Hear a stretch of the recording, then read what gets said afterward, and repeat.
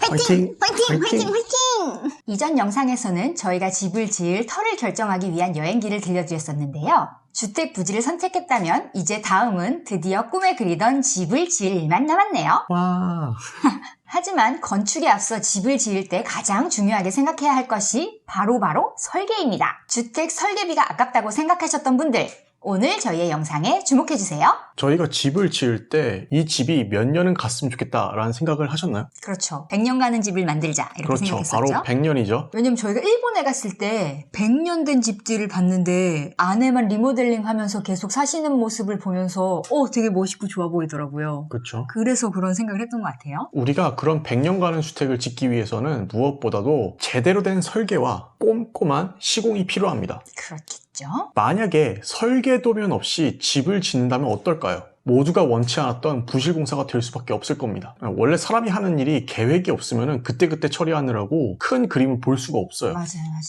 제일 중요한 건 빅픽처, 바로 계획이죠. 모든 일을 시작할 때 계획을 하는 것처럼 집을 지을 때 설계가 바로 그 계획이 될 수 있겠네요. 그렇죠. 사람들이 가장 돈 아까워하는 그 전원주택 설계, 그 설계가 중요한 이유를 저희가 오늘 7가지를 통해서 알려드리도록 하겠습니다. 거기에 투자되는 비용보다 오히려 더 많은 걸 건질 수가 있어요. 맞아요. 돈을 쓰는 게 아니라 돈을 아끼기 위해서 쓰는 겁니다. 맞아요. 의외로 설계비를 되게 아까워하시는 분들이 많은데, 첫 번째, 전체적인 집의 밸런스를 맞출 수 있습니다. 두 번째, 전문가를 통한 일처리는 시행착오를 줄일 수 있습니다. 원래 설계라는 게 시공 전에 이루어지는 것이기 때문에 시공이 만약에 올라간 상태에서 문제점을 발견하게 된다면 그만큼 많은 비용이 들어갈 수밖에 없어요. 사람들이 설계 단계에서 많은 수정을 하지 못해가지고 시공하면서 뜯어 고치는 경우도 있습니다. 하나 뜯을 때마다 수백만 원씩 들어갈 수가 있어요. 그렇죠. 비용도 많이 들고 시간도 많이 걸리고. 그렇게 해서 밸런스가 또 무너지게 되면은 하고 나서 완성된 상태에서 또 마음에 안 듭니다. 세 번째, 디테일한 시공을 지시할 수 있습니다. 보통 이제 집을 지을 때 시공사 측에서 참고할 수 있는 거는 설계 도면밖에 없어요. 근데 그 설계 도면 장수가 너무 적게 나오게 되면은 집을 만드는 입장에서는 상상력을 총동원해가지고 임의적으로 만들 수밖에 없습니다. 여러분 패시브 하우스 좋아하시잖아요. 패시브 하우스 설계 제대로 하면 얼마가 나올까요? 3천만 원? 보통 3천에서 5천만 원 나옵니다. 오. 그 이유가 디테일 때문에 그래요. 설계 장수에 따라서 가격이 달라진다고 하던데 결국에는 엄청나게 두꺼운 설계도가 완성되나 보죠? 그렇죠. 보통 이제 집을 지을 때 그 디테일에 있어서 뭐 이런 걸 생각하면 돼요. 작은 부분 하나하나까지 패시브 하우스에 맞는 자재에 대한 기입도 들어가게 됩니다. 그래서 보통 사람들이 좋아는 하지만 접근할 수 없는 이유가 설계에서부터 부딪히는 게 많습니다. 그만큼 좋은 집을 짓기 위해서는 많은 노력과 정성이 들어가는 게 바로 설계 부분입니다. 대신 근데 시공자가 진짜 임의로 처리해서 오해가 생긴다거나 불만족할 부분이 전혀 없어지게 되겠네요. 네 번째, 문제 발생 시 대처를 빠르게 할 수 있습니다. 설계가 디테일하게 나오게 되면은 그걸 근거로 해가지고 여러 가지를 체크할 수 있어요. 저희가 이제 감리를 진행을 했는데 결국엔 그 감리라는 것도 설계를 근거로 해가지고 시공사에게 제대로 요구할 수 있는 거죠. 이게 잘못됐으니까 수정해달라. 그쵸. 지시뿐만 아니라 수정 역시도 설계 도면을 기준대로 할 수밖에 없기 때문에 설계 도면은 정말 디테일하게 들어가야 됩니다. 뭐 허가빵이라고 해가지고 그냥 나오는 설계 도면 같은 경우에는 디테일이 떨어지기 때문에 시공사 측에서도 어려운 점이 많다고 합니다.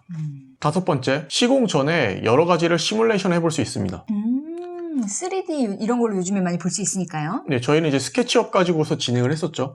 집을 지었다 부셨다 수십 번 마음대로 할 수 있어요. 그쵸. 처마에 대한 부분도 이제 말씀을 드렸었는데 그걸로 시뮬레이션을 하게 되면은 왜 이런 거 있잖아요. 집을 짓고 났는데 우리 집에 해가 안 들어와요. 그런 문제가 없습니다. 그쵸. 어떻게든 해가 들어오도록 만들어야 돼요. 짓고 나서 후회하게 되면은 절대 그거는 집은 들어서 옮기기가 너무 힘듭니다. 그쵸. 부셨다가 다시 지을 수가 없어요.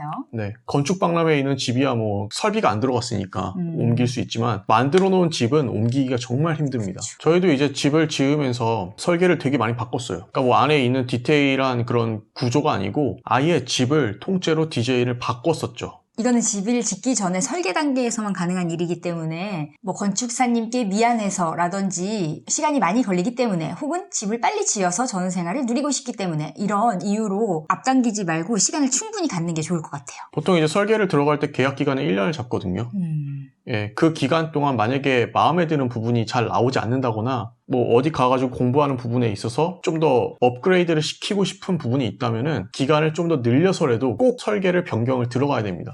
시공하면서 절대 설계를 변경하면 안 돼요. 예, 밸런스 붕괴 일어납니다. 6번째, 가족의 삶과 특성을 이해할 수 있습니다. 보통 우리가 전원주택에 가면은 이렇게 살 거야 라는 꿈을 갖고 있지만 그 꿈의 디테일이 떨어져요. 왜 그런 줄 아세요? 진지하게 고민해보지 않아서? 아니요, 해본 적이 없으니까. 아, 전원생활 해본 적이 없으니까? 뭐 전원생활뿐만 아니라 자기가 원했던 삶을 충분히 그렇게 살아온 분들이 얼마큼 계시겠어요. 원래 뭐든지 취미든 공부든 꾸준히 해온 것을 발전시킬 수 있는 거지 아무것도 안 해본 거를 해본다는 거는 정말 어려운 일입니다. 맞아요. 아파트 같은 경우에는 사람의 발이 신발에 맞춰지는 그런 방식이었어요. 모든 사람한테 좋은 설계란이 있을 수 없습니다. 각 사람마다 가지고 있는 성격과 특성과 상황이 다르기 때문입니다. 그렇죠. 이렇게 생각하시면 돼요. 모든 사람들이 만약에 교복을 입고 다닌다거나 군복을 입고 다닌다면 지금 현재 이제 아파트가 만들어지고 있는 상황을 보면 대부분 다 4베이예요.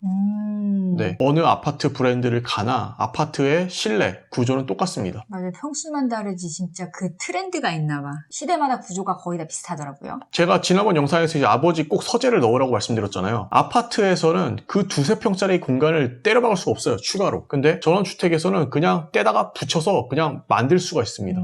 그런 설계가 가능하다는 게 엄청난 이점이죠. 설계를 하면서 되게 미래에 내가 어떻게 살아갈 것인지를 고민하지만 과거의 나에 대해서도 되게 고민을 많이 해보게 되더라고. 내가 이러한 삶을 살았기 때문에 이런 장소가 있었으면 좋겠다. 이런 활동을 내가 많이 하기 때문에 이건 꼭 있었으면 좋겠다. 이런 것들을 생각을 굉장히 많이 해보면서 나를 돌아보고 또 미래의 나를 그려보고 그런 굉장히 좋은 시간이 되었던 것 같아요. 7번째, 정성이 들어간 설계는 집의 가치를 높입니다. 요즘에 아파트가 많이 생기게 되면서 그 지역에 누가 살았다라는 그런 역사적 장소가 다 사라지고 있습니다. 왜냐하면 벽식 구조로 만든 아파트 같은 경우에는 수명이 길어봐야 40년이에요. 왜 해외에 가게 되면은 뭐 세익스피어가 살았던 집, 그쵸? 그쵸. 뭐 이제 그런 것처럼 이제 건물들이 남아있는데 우리는 남아있질 않아요. 가우디의 건축물처럼 그런 철학이 담겨있는 건축물이 있을 경우에는 앞으로 얼마나 가치가 올라갈 수 있을까요? 보통 아파트는 투자 가치가 있고 전원주택은 투자 가치가 없다라고 말씀을 드리는데 꼭 투자 가치가 돈만 있다고 생각하진 않습니다. 왜냐면은 세익스피어 집을 누가 팔겠어요? 가우디 집을 누가 팔겠어요? 정부에서 보존을 하겠죠. 그렇죠. 문화재로 지정되겠죠. 네. 마찬가지로 그런 이제 특색이 있는 주택들 같은 경우에는 앞으로 가치가 높을 것으로 생각이 됩니다. 거기에 예술적 감각과 오래도록 보존할 수 있는 시공이 더해진다면 더욱 좋겠죠. 그렇죠. 저희도 이 집을 지으면서 100년 후에는 꼭 누가 살지 않더라도 우리가 살았던 뭐 누구누구의 가옥 이런 걸로 보존되면 좋겠다 이런 꿈을 또 꾸기도 했었죠. 그렇죠. 미국에서 생활하는 어떤 여자아이가 있었는데 그 여자아이는 이제 100 몇십 년 동안 이 집에 살았던 가족 사진들을 보여주면서 자랑을 했습니다.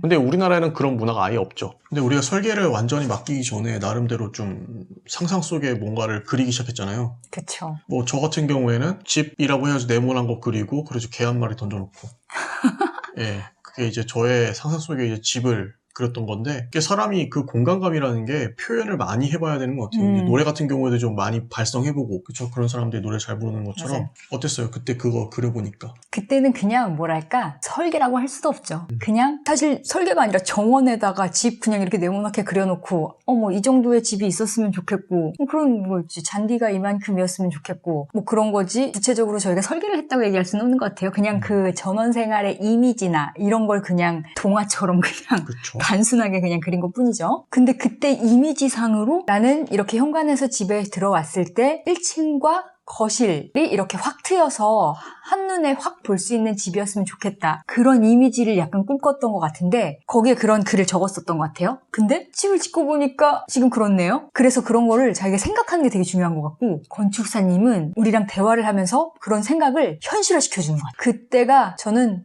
가장 행복하고 좋았던 것 같아요. 왜냐면 이 디테일한 설계로 들어갈수록 머리가 많이 아파졌어요. 뭐 50cm씩 이제 벽이 움직이고 하는 거 그 과정이 되게 머리가 아파요. 그쵸. 화장실 변기 위치 계속 바꾸고 그게 보통 일이 아니에요. 시공하면서는 현실이 닥쳐가지고 힘든 일이 많았죠. 건축사와 이제 계약을 할 당시에 좀 뭔가 집을 더 많이 보고 싶었어요. 그쵸. 그래서 일본을 계속 방문합니다. 왜냐면 우리나라는 사실 대부분의 집 구조가 아파트이고 전원주택을 우리가 샘플로 볼 수 있는 곳이 별로 없는 데에 비해서 일본 하면 전원주택이 대부분 많잖아요. 대체적인 집의 구조가 전원주택이에요. 얘기고 그래서 일본을 참고 삼아서 공부하고 싶어서 일본에 꽤 많이 방문했던 것 같아요. 이론상으로 보면은 그 처마 같은 경우에도 되게 내야 된다라고 책에 써 있는데 한국 전원주택은 처마가 없어요, 다. 그렇죠. 안 이쁘다고. 그렇죠. 그래서 이제 그게 진짜 필요한 건지 아닌지 검증하기 위해서는 되게 오래된 주택들, 그리고 실질적으로 사람들이 많이 사는 곳을 가보고 싶어가지고 이 다음 영상에서는 이제 일본을 한 2달 정도 다녀왔죠. 예. 계속 방문한 횟수가 되게 많았었어요. 그쵸. 그리고 그런 집에서 진짜 자고 생활해보면서 불편한 점이나 이런 걸 고민해보기도 하고요. 그렇죠. 자, 오늘 영상을 보시고 집을 짓기 전에 설계의 중요성에 대해서 다시 한번 생각해보는 시간이 되셨나요? 시작 전에 고민하면 짓고 나서 살면서 고민할 일이 줄어듭니다. 집 짓고 나서 10년 늙지 마시고 설계하시면서 충분히 고민하실 수 있기를 바라겠습니다.